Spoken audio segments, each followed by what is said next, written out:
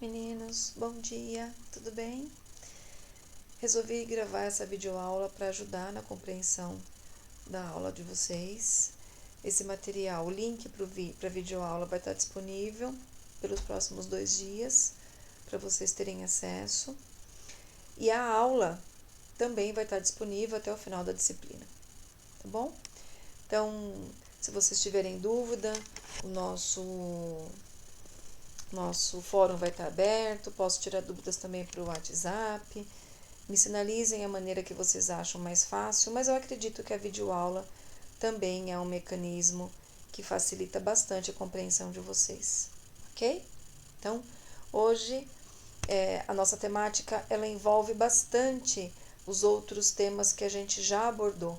Então, vocês vão perceber que ao longo da nossa discussão de hoje, eu vou chamar a atenção de vocês para vários resgates de aulas anteriores que a gente já teve nas semanas anteriores, ok? Então, gostaria muito que, se vocês tiveram dificuldade para entender alguma coisa, me sinalizassem ou pelo fórum ou pelo WhatsApp, para que eu possa pensar numa estratégia mais viável, tá bom? Então, a gente teve semana passada uma aula simples sendo enviada, né, com estudo dirigido, que eu coloquei hoje para vocês no Moodle o gabarito. E hoje estou fazendo a videoaula. Então, a gente vai tentando estratégias aí para conseguir fazer essa troca de uma maneira efetiva aí durante esse período, né, de aula virtual, ok? Então, hoje a nossa discussão é uma aula muito gostosa, né? Eu sou suspeita, porque eu gosto muito de falar sobre isso, mas é uma aula gostosa quando a gente pensa que a gente vai discutir a história natural de uma doença e como que isso funciona. Então, necessita aí de alguns pré-conhecimentos que a gente foi adquirindo aí ao longo da nossa formação, né? Então, hoje a gente vai ter como direcionamento da nossa discussão discutir o indivíduo e o coletivo dentro do seu processo de saúde e doença, o período pré-patogênese e o período patogênico, ok? Então, a gente começa então pela história natural da doença no contexto de agente hospedeiro, né? Então, a gente discutiu muito sobre isso, né, nos nossos encontros, sobre quem é o hospedeiro, né? É que até então a gente não usava hospedeiro, a gente usava o ser humano, mas que esse hospedeiro também pode ser um animal, enfim. O hospedeiro a gente vai entender agora, por essa nomenclatura, como aquele que vai receber o agente, seja ele um ser humano ou um animal. E o agente ele pode se apresentar de diversas formas, o que a gente já discutiu em aulas anteriores como agente causal. Então, esse agente que causa a doença, ele pode se apresentar em forma de um vírus, de uma bactéria, de um protozoário. Pensando em vírus, né, que é o grande assunto do momento, a gente tem diversas formas de virulência e de acordo com a virulência deste agente, é a capacidade que ele tem de contaminação, disseminação e estrago, aspas, no corpo do hospedeiro, né? Nós estamos falando hoje numa era em que os agentes causais eles têm uma grande capacidade de mutação e de fortalecimento. Então, essa mutação permite novas apresentações de formas de agentes causais e a cada forma ele se mostra mais resistente aos mecanismos que os humanos descobriram para combatê-los, né? Então, é o que a gente está vivendo hoje, né? Essa grande pandemia. Então, entendam que toda doença ela vai ter um agente e ela vai ter quem esse agente tem preferência para desenvolver a sua ação. E em meio a este equilíbrio, né, quando a gente pensa em uma balança, né, de um lado está o agente, do outro lado está o hospedeiro, tem um ambiente, que a gente também já discutiu a importância dele, né? Então, um ambiente que este indivíduo mora, as condições de higiene, né, relacionadas a esse ambiente, e a gente pode colocar características específicas desse hospedeiro que a gente também já discutiu lá atrás, como qualidade de vida, alimentação, profissão, gênero, cultura, porque a gente também já fez o retrato da importância da aplicação da cultura no cotidiano desse indivíduo. Então, todos esses fatores são colocados nessa balança agora e são questões importantíssimas para interferir no desenvolvimento da doença desse ser humano, né, ou do animal. Entendam que, vamos, né, pegar o coronavírus de novo como exemplo. A gente tem um vírus com uma disseminação altíssima, né, uma transmissibilidade altíssima, mas que eu posso perfeitamente, como hospedeiro, apenas transmitir e não desenvolver. E isso vai muito de acordo com o meu estado imunológico como hospedeiro. Então, entendam que como faz sentido o que a gente discutiu lá no começo do semestre, né? Como o organismo do ser humano se apresenta vai ser um indicador importantíssimo para o desenvolvimento da doença dele ou não, ok? E aí, o estímulo, meninos, vai depender do que vai levar este hospedeiro a ter contato com este agente, né? Então, no caso do corona, via respiratória em grande parte, mas também fluidos corporais de maneira geral, né? Quando a gente fala do HIV, são sangue, né? Principalmente sangue ou relação sexual. Então, entendam que cada agente vai ter um tipo de contágio diferente. É isso que difere a história natural da doença de cada processo patológico que se desenvolve no ser humano. Muito bem, entendido isso, a gente vai então para o que se deve fazer nesse período, né? Que chama-se o período pré-patogênico. Então, este período é antes da doença acontecer. Então, entendam a importância que a gente já discutiu de mas do profissional da saúde ter conhecimento de como esse agente se manifesta e de como esse hospedeiro também se comporta. Para que, mediante essas duas informações, nós, da saúde, nós possamos desenvolver estratégias de promoção à saúde e proteção para prevenir primariamente o desenvolvimento da doença. Então, quando eu sei disso, quando eu sei como evita a corona, e quem mais a corona gosta, que é o grande hospedeiro dele, é no período pré-patogênico que eu vou tomar medidas para impedir que essa contaminação aconteça. Então, o período pré-patogênico eu não tenho ainda o desenvolvimento da doença, mas eu tenho um estudo epidemiológico e do comportamento desse agente, do comportamento desse hospedeiro, para que eu possa, mediante este conhecimento, ter ações de prevenção. Certo? É lindo isso, né? É muito bonito. Porque isso te permite ter uma ação, um plano de ação de prevenção. Certo? Muito bem. Então, nesse período, nós temos um interesse importantíssimo na ação diretamente ao ambiente. Então, no caso da dengue, é no ambiente diretamente que a gente tem que intervir, né? Com orientações específicas sobre a questão de armazenamento de água, higiene de áreas que têm água acumulada. Então, percebam como é importante esse contexto para que eu evite, no período epidemiológico da doença, que ela vá acontecer, né? Evitando na fase pré-patogênica o contágio, certo? Muito bem. Uma vez que nós não conseguimos intervir no período pré-patogênico, acontece então a contaminação, certo? Então, vai acontecer a interação entre o agente e o hospedeiro, certo? E aí eu vou ter a contaminação. Então, esse período é o de latência, onde eu tenho o período de contaminação e o aparecimento, né, na sequência de sinais e sintomas. Então, no período de latência, eu tive o contágio, mas o hospedeiro ainda não desenvolveu a clínica condizente desta doença, certo? Qual é o período de latência? É muito relativo a quem é meu agente causal, certo? Nós temos períodos de latência de 14 dias, 7 dias, 3 dias, é muito relativo, certo?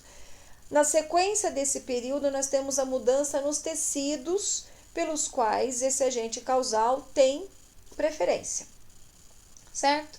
Então, no caso do corona, tecido pulmonar, né? Então, nós temos uma alteração importante na fisiologia do pulmão do paciente que é acometido por esse vírus, certo?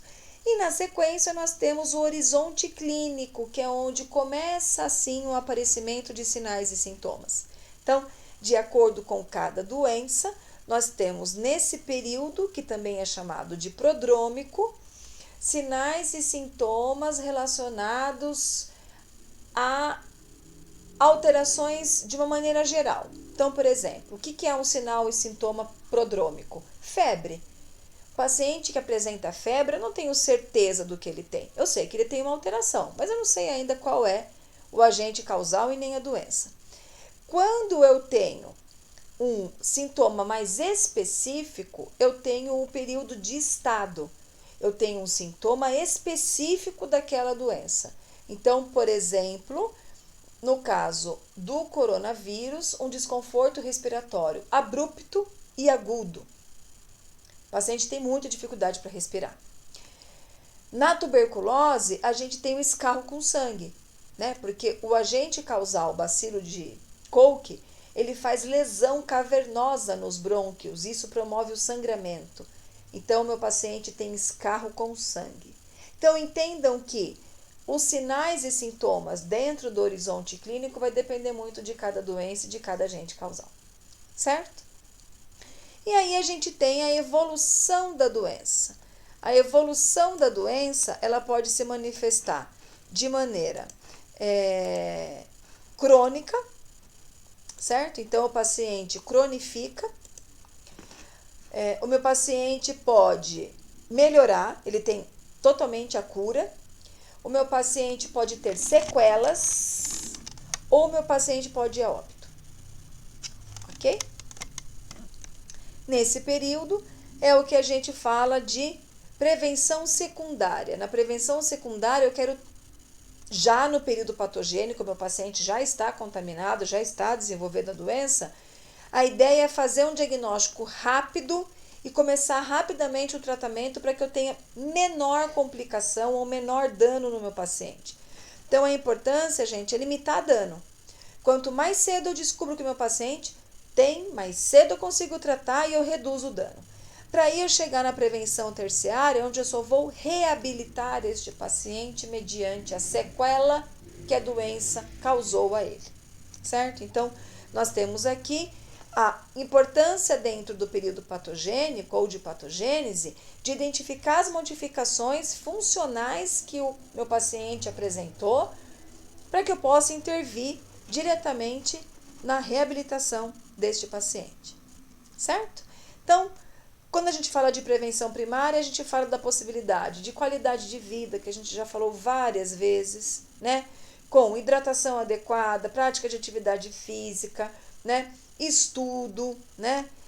Maneiras da gente conseguir liberar o estresse, né? Que é o nosso grande agente causal hoje de muitas alterações mentais e físicas, né? A importância da gente valorizar as campanhas vacinais, e a gente já falou sobre isso, né? Que esse movimento antivacinal só trouxe para a gente a recidiva, né, de doenças que antes a gente não tinha mais no cenário brasileiro e mundial, né? Então, essas são ações de promoção e prevenção primária, ok? Na sequência, a gente discute a importância dessa prevenção nos diversos cenários de convivência do indivíduo, né? Então, o indivíduo enquanto cenário familiar, enquanto social, enquanto escola, enquanto sujeito, né? Então, dentre as características que envolvem uma prevenção primária, como que eu posso orientar o paciente dentro do contexto familiar, dentro do contexto social, dentro da escola e na vida pessoal dele. Então, é importante que a gente tenha um olhar para este indivíduo, como a gente já conversou algumas vezes, não só na sua individualidade, mas ele como sujeito no coletivo. E esse coletivo pode ser familiar, social, né, dentro da escola, certo?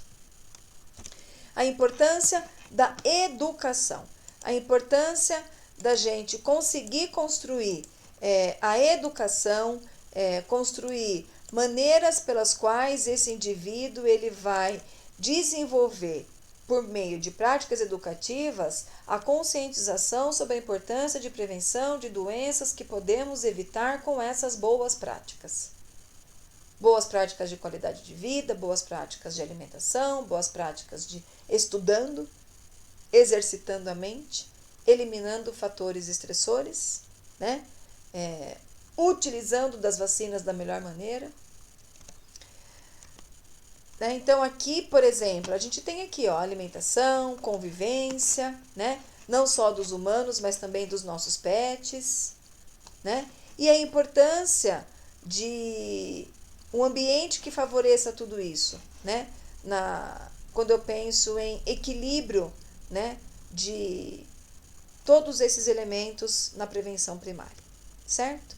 E a importância da tecnologia em prol a esse movimento primário. Na prevenção secundária, a gente está falando sobre o momento em que meu paciente já foi contaminado, certo? Então, na secundária, é importantíssimo o diagnóstico precoce. Então, entra aqui a nossa discussão sobre os testes sorológicos, né? Eles servem para nos mostrar se o nosso paciente está contaminado, se ele é positivo para aquela sorologia ou se ele é negativo. Então, aqui cabe o olhar, juntando os outros conceitos anteriormente estudados, né? É por meio da sorologia que a gente faz um inquérito para ver se nosso paciente está contaminado ou não, né? A partir do momento que eu tenho essa constatação, rapidamente instalar o isolamento, se for uma doença transmissível, e o tratamento para, além de possibilitar a melhora rápida do meu paciente, evitar a propagação, certo? E para também evitar futuras sequelas, certo? Então, nós temos aqui, né, quando a gente pensa num cenário animal, muitas vezes, em algumas situações, é importante não, mas é indicado até o abate do animal, para que os animais contaminados não transmitam para os animais saudáveis, né, ou sadios, né? Então, a importância da gente conseguir isolar rapidamente, tratar rapidamente, para que a gente tenha o êxito, né, no tratamento desses pacientes. E aí, prevenção terciária e quaternária, a gente está falando da terciária com foco na prevenção de incapacidades e redução de danos, certo? Então, prevenção de incapacidades na prevenção terciária, quando a gente pensa na reabilitação dos nossos pacientes, e na prevenção quaternária, evitar dano e intervenção desnecessária. Então, quando eu penso na terciária, gente, é reabilitar, né? Reabilitar aquele paciente que porventura tenha perdido um membro do corpo por conta de uma lesão tumoral, né? Desenvolveu câncer, precisou amputar a perna, e aí eu vou reabilitar esse paciente com a outra perna e evitar incapacidades, certo? E aí, por meio da prevenção quaternária, eu evito danos também com apoio psicológico, porque esse paciente não venha desenvolver aí ao longo dos dias, dos meses ou dos anos um sofrimento psíquico importante, certo? Então, essa imagem, acho que ela reflete muito isso, né? A reabilitação de um paciente sem as duas pernas, ou mesmo de um cão, né? Sem o movimento das perninhas também, como um tratamento mais direcionado para evitar a sequela de algum tipo de agravo que meu animal ou meu paciente possam ter sido cometidos. Então, essa é uma fase que necessita muito de tecnologia. Tecnologia leve dura e tecnologia dura, que foram conceitos que a gente discutiu na última aula, né?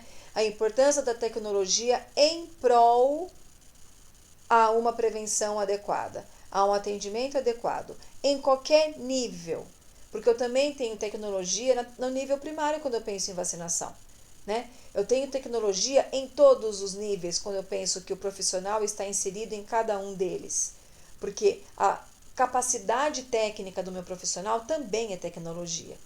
Então, meninos, a importância da gente entender o quanto a evolução dos sistemas de saúde, né, da implantação de novas políticas, né, da importância das políticas nacionais de atenção básica, que são as PNABs, foi discussão da última aula, onde com a formação de políticas eu tenho o alinhamento dessa prevenção primária, secundária e terciária.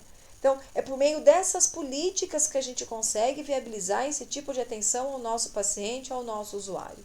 É necessário a fomentação dessas políticas para que se tenha um norte. Como eu atendo um paciente que necessita de uma reabilitação?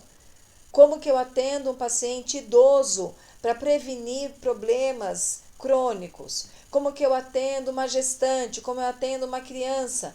Então, as políticas nacionais de atenção básica, elas vieram com este norte, para possibilitar, por meio das cartilhas todas que o Ministério disponibiliza para a gente, nortes, caminhos que possibilitem de maneira uniformizada a ação de todos os profissionais da saúde. Certo? Então, meninos, é importante que a gente perceba, dentro da nossa área de atuação profissional, o quanto é necessário que a gente conheça, que nós possamos ser os detentores do conhecimento. Porque a partir do momento que eu conheço a epidemiologia de uma doença, a história natural daquela doença, como ela se comporta, quais são os sinais e sintomas e o tratamento, eu consigo ter um plano de ação, e a gente já discutiu isso, que possibilite movimentos de prevenção primária, né? Com práticas educativas, com ação vacinal, seja ela qual for. Mas o conhecimento me traz essa possibilidade. E quando eu penso nas tecnologias, eu penso que todas elas são fundamentais, o conhecimento do profissional, o profissional e suas relações e os materiais que eu utilizo, todas essas tecnologias são importantíssimas para a gente poder realizar toda essa atenção. Mas nada me adianta de tecnologia se eu não conhecer a história natural da doença.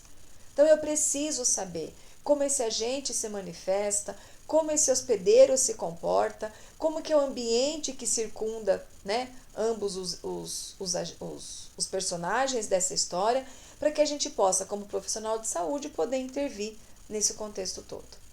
Ok? Então, meninos, no Moodle, essa aula vai estar em vídeo, como vocês conseguiram acessar, vai estar em aula também, mas também teremos outras atividades que eu vou estar explicando para vocês melhor no Moodle. Ok?